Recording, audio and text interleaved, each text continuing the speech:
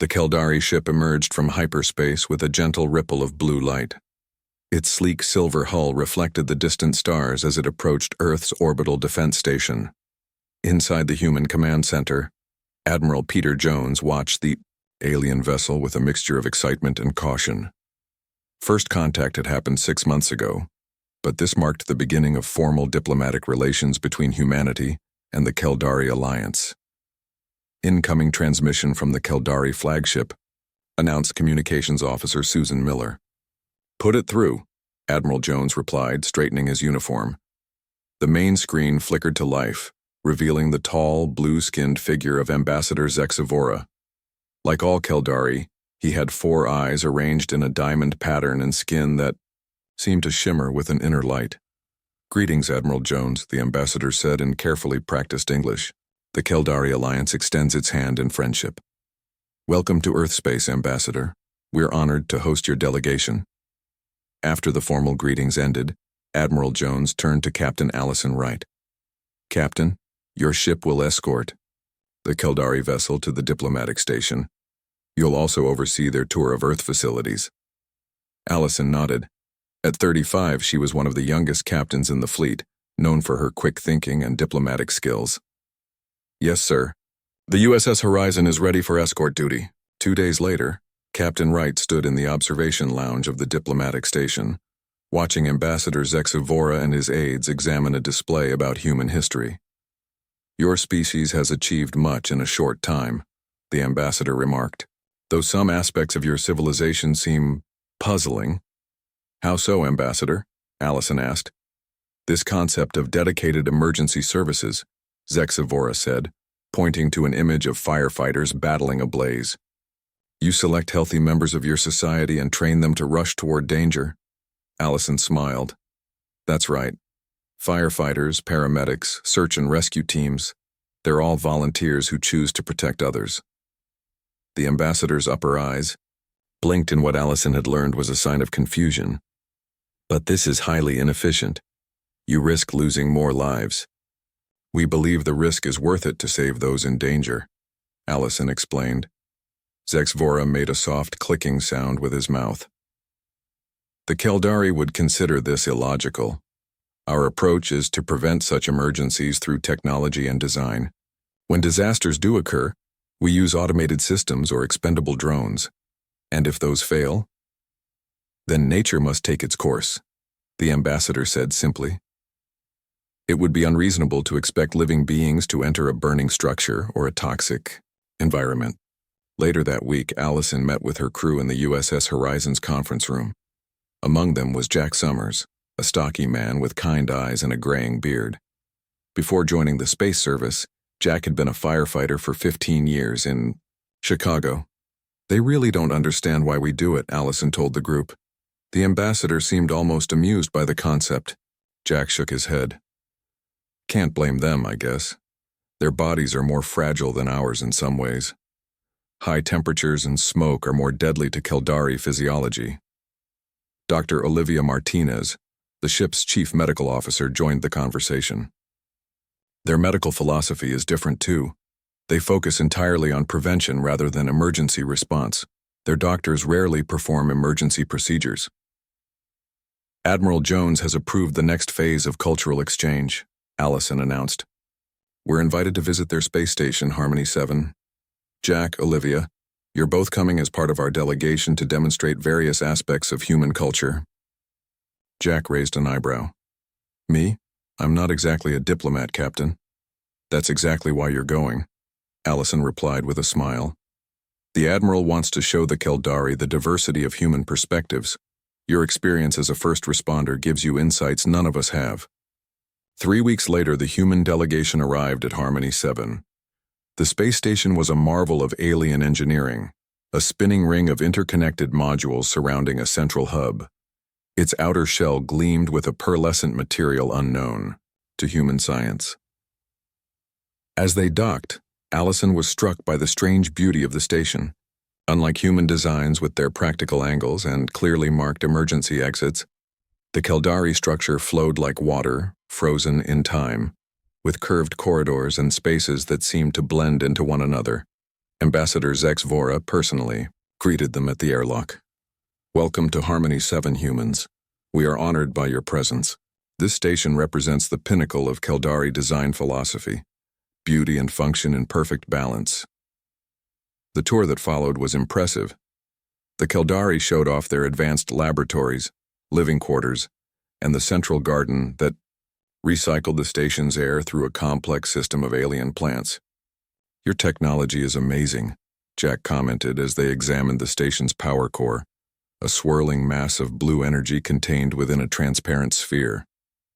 "Thank you," replied Trellnox, a young Keldari engineer. "This experimental energy system provides 3 times the output of your most advanced fusion reactors with minimal waste." Jack nodded, but his eyes tracked the power conduits leading from the core. "What about safety systems? Backup protocols if something goes wrong?" Trellnox's 4 eyes blinked in that now familiar pattern of confusion. "The system is designed not to fail. The probability of malfunction is extremely low. On Earth, we have a saying," Jack said gently. "Hope for the best, plan for the worst." The young engineer seemed puzzled but politely changed the subject. That evening, the human delegation gathered for dinner with their Keldari hosts. The meal consisted of synthesized proteins and vegetables that had been carefully designed to be safe for human consumption. As they ate, Ambassador Zex Vora engaged Captain Wright in a philosophical discussion. "We have studied your emergency services extensively since our last conversation," the ambassador said. "Many of my colleagues find it difficult to understand why humans would create a profession that requires running into danger." Before Allison could respond, Jack spoke up. "With respect, Ambassador, it's not about the danger. It's about what's on the other side of that danger. People who need help." The ambassador turned his 4 eyes toward Jack. "But surely automated systems could perform these functions." "Some, yes," Jack acknowledged. "And we use technology whenever possible. But machines can't make judgment calls the way humans can. They can't adapt to unexpected situations or provide comfort to someone who's frightened." Dr. Martinez added, "There's also something deeply human about helping others in crisis. It's part of our social bond." The ambassador made a gesture that Allison had learned meant thoughtful consideration, a curious philosophy. "We Keldari value life greatly, which is why we avoid risking it unnecessarily." "We value life too," Jack said quietly. "That's exactly why we run into burning buildings." The dinner continued pleasantly, but later that night, as Allison prepared for sleep in her assigned quarters, she wondered if the Keldari would ever truly understand this aspect of humanity. The cultural gap seemed wider than she had initially thought. She had no way of knowing that in less than 12 hours, the Keldari would not only understand but would never again question the value of human emergency services. Captain Allison Wright woke to the sound of alarms. Red lights flashed in her guest quarters on Harmony 7. She jumped out of bed and grabbed her uniform, years of training taking over. As she dressed quickly, her communication device buzzed with an incoming message from Jack. "Captain, something's wrong with the power core. I'm heading to the main hub." Jack's voice was calm but urgent. "On my way," Allison replied. She stepped into the corridor and found chaos. Keldari crew members rushed in different directions, their normally ordered movements replaced by frantic activity. The station's artificial gravity fluctuated, causing Allison to stumble as she made her way toward the central hub. When she arrived, she found Jack and Dr. Martinez already there, along with Ambassador Zex Vora and several high-ranking Keldari officials. Through the large viewing window, Allison could see the problem. The experimental power core, which yesterday had been a swirling mass of controlled blue energy, now pulsed with angry red flares. "What happened?" she asked. Trellnox, the young engineer from yesterday's tour, looked up from a control panel. His blue skin had paled to a sickly gray. "Power coupling failure in Section 3.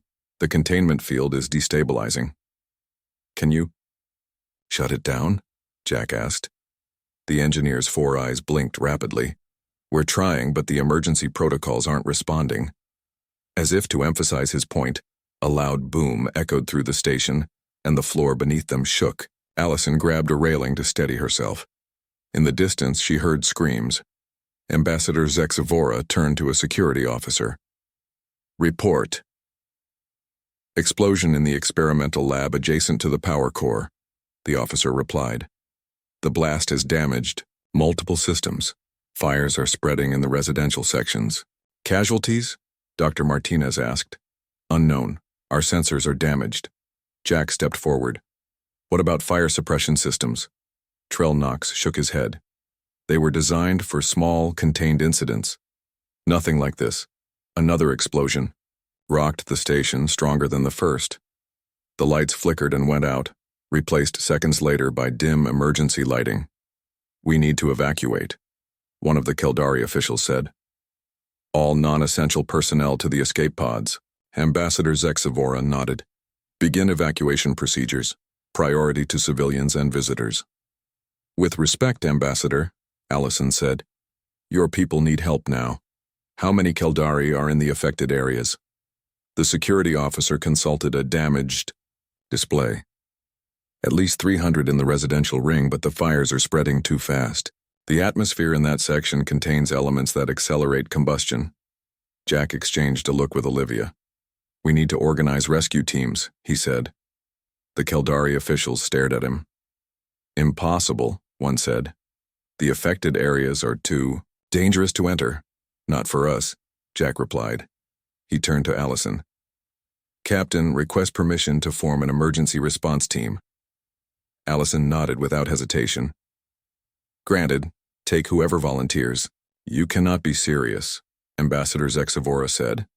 The temperature in those sections will be extreme, even for humans. We've trained for this, Jack said simply. He tapped his communication device.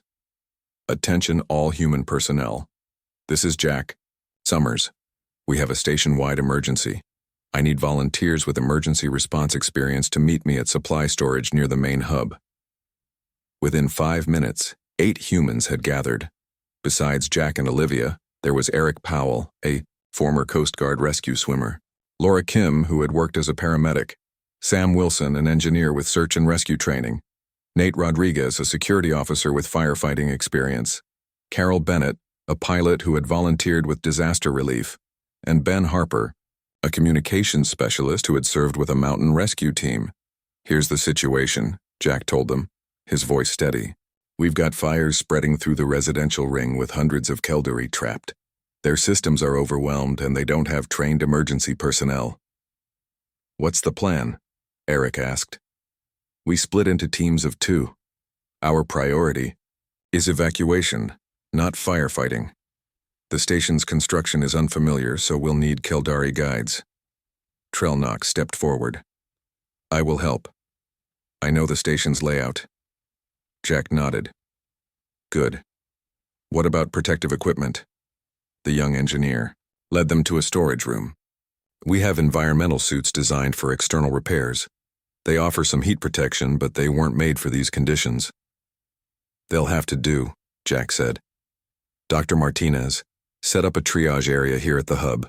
The rest of us will focus on search and rescue. As they began suiting up, Ambassador Zexivora approached. Captain Wright, I must formally object to this plan. Your people are guests here. We cannot allow you to risk yourselves. Allison met his gaze. Ambassador, with all due respect, this is what we do. My people are trained for these situations, and they're volunteering. But the risk is necessary, she finished for him. There are lives at stake. Before the ambassador could respond, another explosion shook the station, more violent than the previous ones. The lights went out completely for several seconds. Power grid failure in residential sections 1 through 4. A Keldari technician called out when the emergency lights returned. Life support is failing. We're out of time, Jack said. He put on his helmet and checked the suit's oxygen supply. Teams, stay in communication. If your suit integrity drops below 60%, you evacuate immediately. Ambassador Zexivora watched in disbelief as the humans completed their preparations. Your species truly is remarkable, he said quietly to Allison. Remarkably brave or remarkably foolish. I'm not sure which. Sometimes the line between the two is thin, she replied. Jack led the first team toward the access corridor that would take them to the residential ring. The station's internal sensors showed rising temperatures and toxic smoke filling the affected areas. Through the reinforced windows, they could see orange flames flickering in the distance. At the final security door, a Keldari officer blocked their path. You cannot pass. The safety protocols prohibit access when conditions exceed survival parameters.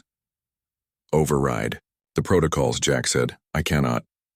Trell Knox stepped forward. Emergency code Alpha 7 Zeta. Override authorization. Trell Knox, Engineer First Class. The officer hesitated, then stepped aside. As the door slid open, a wave of heat struck them, even through their suits. Beyond lay a scene of destruction, twisted metal, sparking electrical systems, and thick black smoke filling the corridor. Still time to turn back, Eric said, looking at Jack. Jack shook his head and clicked on his helmet light. There never was. With that, the humans stepped through the doorway and into the fire. Heat struck Jack's face even through his helmet as he led the team into the burning corridor. The environmental suit offered some protection, but it wasn't designed for these conditions. Sweat already ran down his back as he moved forward, sweeping his light through the thick smoke. Stay low, he called to the others. Smoke rises, even in artificial gravity. Eric moved up beside him, while Trell Knox guided them from just behind. The young Keldari engineer seemed terrified, but determined. Life. Signs? Jack asked. Trell Knox checked a small device on his wrist. Many. Concentrated in the community gathering area ahead. That's where most civilians would have been when the alarm sounded. Jack nodded and touched his communication device. Team 2, what's your status? Sam's voice came through with static. Entering residential zone 2 now, heavy damage to support structures. We'll need to move quickly. Understood. Be careful. They rounded a corner and faced their first real obstacle. A section of ceiling had collapsed, blocking the main corridor. Flames licked up the walls on both sides. Is there another way? Eric asked. Trell Knox pointed to a small access panel near the floor. Maintenance tunnels run throughout this section. We can bypass the blockage. Size? Jack asked. Tight for humans, the engineer admitted. Jack knelt and pulled the panel open. A narrow tunnel extended into darkness. It would be a tight squeeze in the bulky environmental suits. I'll go first, Jack said. He removed his outer tool belt to reduce his size and slid into the tunnel. The metal was hot against his suit and he had to wriggle forward on his elbows like a soldier crawling under barbed wire. Behind him, Eric followed, with Trell Knox bringing up the rear. The tunnel seemed to stretch forever in the darkness. Jack's breathing sounded loud in his ears and claustrophobia threatened to take hold. He pushed it away, focusing on the job. Finally, he reached another panel and pushed it open, emerging into a wider corridor. This area was filled with smoke, but had less active fire. He helped Eric and Trell Knox out of the tunnel. Community area? He asked. One level down, Trell Knox replied, pointing to a spiral ramp that curved downward. As they descended, Jack heard voices crying out in fear and pain. The community gathering area was a large, open space with plants and water features, now filled with smoke and frightened Keldari. Some lay on the floor, overcome by smoke. Others huddled in groups, covering their breathing organs with pieces of cloth. A Keldari female spotted them and rushed forward. Help us! The exit doors sealed automatically when the fire suppression system failed. Jack surveyed the room quickly. At least 50 Keldari were trapped here, with more possibly in adjacent rooms. Trell Knox, can you override the door locks? He asked. The engineer rushed to a control panel. Yes, but the corridors beyond may not be safe. One problem at a time, Jack said. He activated his communicator. Dr. Martinez, we've found approximately 50 civilians in the community area of Residential Section 1, preparing for evacuation. Some will need medical assistance. Understood, came Olivia's reply. Triage area is ready.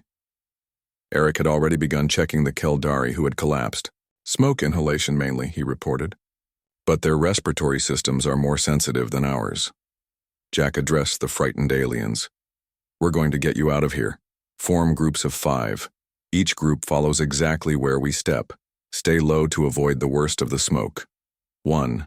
Keldari stepped forward, elderly with pale blue skin now gray with ash. Why are you here? This is not your emergency. That doesn't matter now, Jack replied. Let's focus on getting everyone to safety. Meanwhile, in Residential Section 2, Laura and Sam faced their own challenges. They had found a classroom full of young Keldari students and their teacher. The children cannot breathe this air for long, the teacher said, her voice strained. And the nearest exit is through a heavily damaged area. Laura looked at the small aliens, their 4 eyes wide with fear. We'll carry them, she decided. 2 at a time if necessary. Sam nodded and spoke into his communicator. Captain Wright, we found 12 children and 1 adult in Section 2. Request additional assistance for evacuation. On the command deck, Allison relayed the information to Nate and Carol, who had stayed in reserve. Get to Section 2. They need help with child evacuees. Ambassador Zex Vora watched the humans coordinate their rescue efforts with growing amazement. On screens around the command center, he could see the humans moving through fire and smoke, guiding Keldari to safety. Your people truly do this on your world? He asked Allison. Every day, she replied.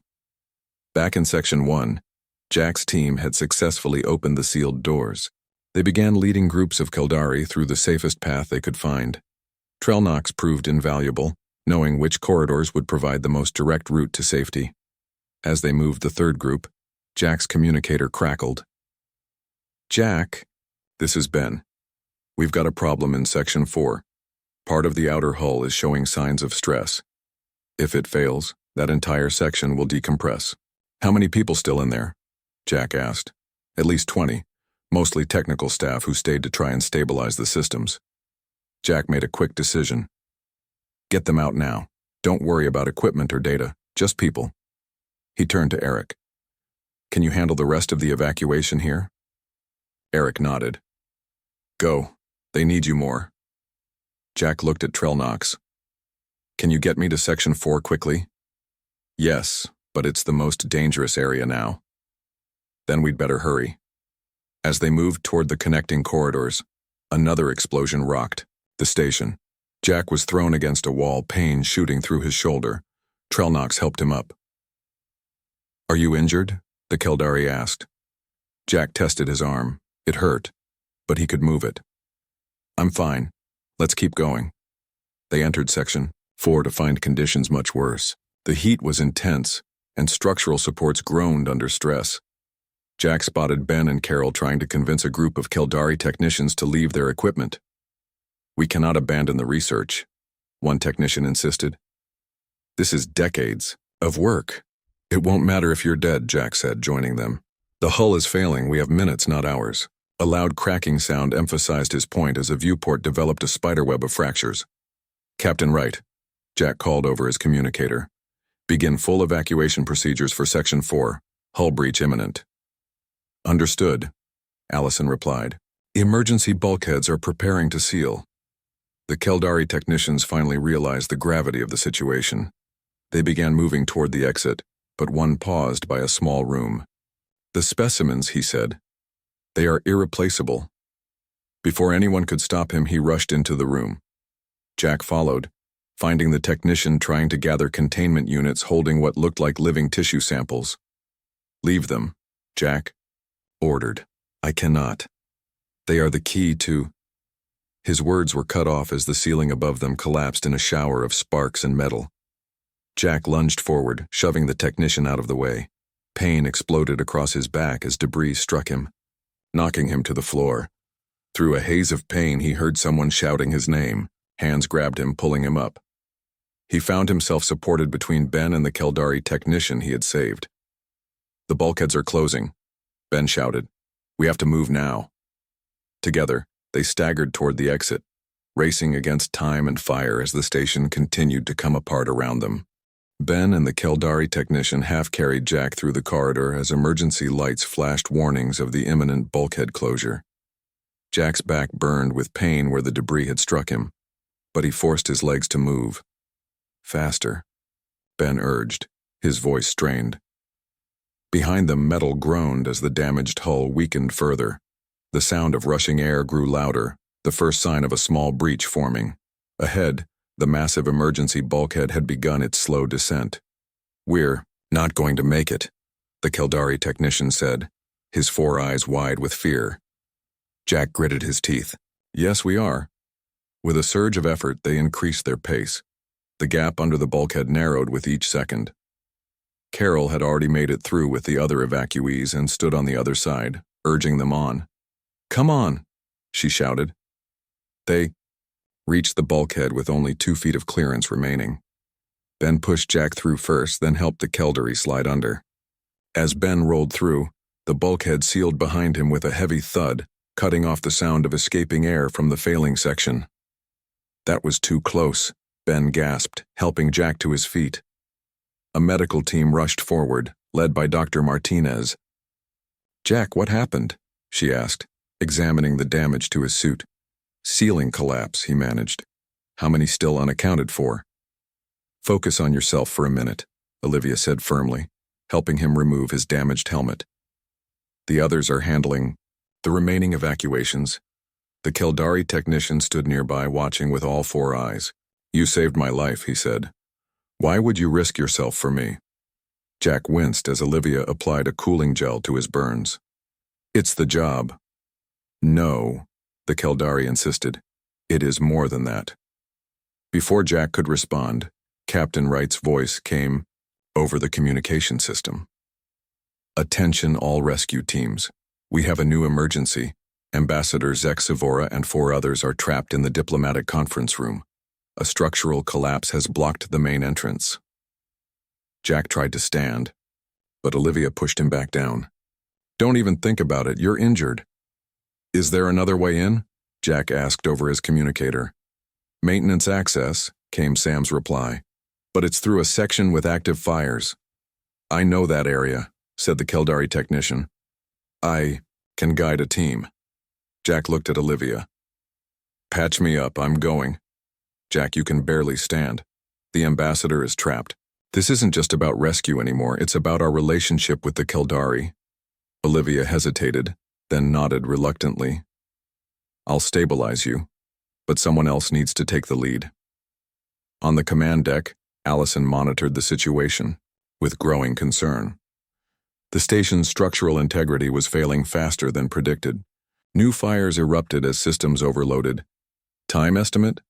she asked a Keldari engineer. "The station cannot be saved," he replied grimly. "We must complete evacuation within 1 hour before critical systems fail completely." Sam's voice came through the communication system. "Captain, we're forming a team to reach the ambassador. Eric, Laura, and I are suiting up now." "Understood. Be careful." "There's more," Sam continued. "Jack is insisting on joining us." Allison frowned. Jack was injured. Dr. Martinez has treated him but agrees he shouldn't go. "Put him on." There was a pause, then Jack's voice came through, strained but determined. "Captain, I know what you're going to say." "Then save me the trouble and stand down." Allison replied, "I can't. The Keldari technician I saved knows the maintenance routes, but he's scared. He trusts me." Allison considered this. "Jack, please, Captain. I'll stay back and just guide them. I promise." After a long moment, Allison sighed. "Fine. But you stay in communication at all times, and at the first sign of trouble, you pull back." "That's an order." "Yes, ma'am." 20 minutes later, Jack stood, with Sam, Eric, and Laura at the entrance to a maintenance tunnel. All wore fresh environmental suits, and Jack had received pain medication from Dr. Martinez. The Keldari technician, who had introduced himself as Vexamar, stood with them. "The tunnel runs directly above the diplomatic section," Vexamar explained. "We can cut through the ceiling to reach them." "Lead the way," Sam said. The tunnel was narrow and hot. Jack fought against the pain as he crawled behind the others, trying to keep his promise to stay back. The medication dulled the worst of it, but every movement sent spikes of agony through his back. After what seemed like hours but was only minutes, Vexmar stopped. "We are directly above the conference room now." Sam pulled out a cutting tool and began working on the floor of the tunnel. Sparks flew as the beam sliced through the metal. Below, they could hear voices calling for help. "Ambassador?" Sam called, through the growing hole. "Stand back. We're cutting through from above." As the final section gave way, Eric and Laura carefully removed the cut piece. Below, they could see Ambassador Zexavora and 4 other Keldari officials looking up in amazement. One by one, they helped the Keldari climb up into the tunnel. The ambassador came last, his formal robes torn and singed. "I did not expect to see humans coming to our rescue again," he said as Sam pulled him up. "We need to move quickly," Sam replied. "The station's condition is deteriorating." As they began to make their way back, the station shuddered violently. Part of the tunnel collapsed ahead, blocking their path. "Is there another way?" Eric asked Vexmar. The technician thought for a moment. "Yes, but it's longer and passes through Section 3. "That's where the power core is," Laura pointed out. "It could be extremely dangerous." Jack moved forward, ignoring the pain. "We don't have a choice. The way behind us might collapse too." They changed direction, moving through the network of maintenance tunnels. The heat grew more intense as they approached Section 3. Through gaps in the tunnel walls, they could see the power core below, now a churning mass of unstable energy. "Keep moving," Jack urged. "Don't stop." Ambassador Zexavora moved alongside Jack. "You are injured," he observed. "It's nothing. Yet you came anyway." The ambassador's voice held a new tone. "Respect. I believe I am beginning to understand your species better." Suddenly, alarms blared throughout the station. Allison's voice came over the communication system, urgent and clear. "All personnel, the power core is reaching critical failure. Evacuate. Immediately to escape pods. I repeat, evacuate immediately." Jack looked at the others. "We need to move faster." The group increased their pace despite the difficult conditions. Jack pushed through his pain, focusing on getting everyone to safety. Behind them, they could hear the power core's increasingly unstable sounds, whining, cracking, and occasional explosive bursts. Finally, they reached the exit point. Sam pushed open the access panel, and they emerged into a corridor near the escape pod bays. Medical teams rushed forward to help the ambassador and the other Keldari officials. "Captain," Jack called over his communicator, "we've got the ambassador. Everyone is safe." "Good work," Allison replied. "Get to escape pod bay 3. We're launching in 5 minutes." As they moved toward the escape pods, Ambassador Zexavora turned to Jack. "Your people have shown great courage today. The Keldari Alliance will not forget this." Jack managed a tired smile. "Just doing our job, Ambassador." "No," Zexavora said firmly. "It is much more than a job. I see that now. It is who you are."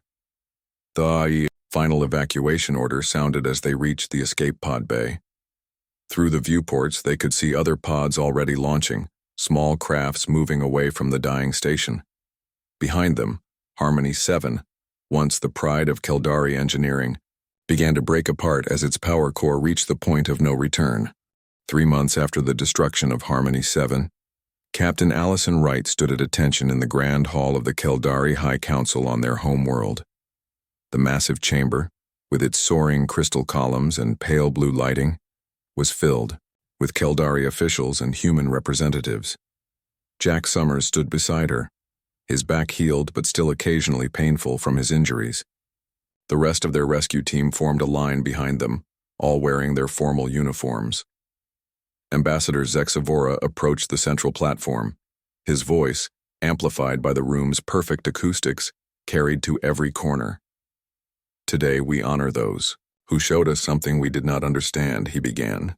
"When humans first told us about their emergency services, we thought it strange, even foolish. Why would any species deliberately run toward danger? Why risk healthy individuals to save those already in peril?" The ambassador's 4 eyes scanned the audience. Then we witnessed their courage firsthand. When Harmony 7 faced destruction, these humans did not hesitate. They entered burning sections of our station, braved toxic smoke and structural collapse, and risked their lives for people they barely knew. Zexavora gestured to the humans.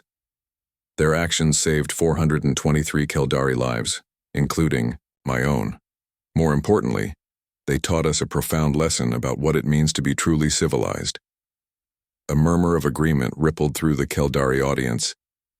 In recognition of their service, the High Council has created a new honor, the Star of Selfless Courage. It is the first decoration in our history to be awarded to non-Keldari. One by one, the humans stepped forward to receive the medal, a blue crystal star suspended on a silver chain. When Jack's turn came, Zexavora spoke softly, so only he could hear. The technician you saved, Vexmar, has requested to be among the first volunteers. Volunteers? Jack asked quietly. The ambassador smiled in the Keldari way, his upper eyes half closing. You will see. After the ceremony, the humans were led to another part of the complex. There, in a large training facility, they found something unexpected.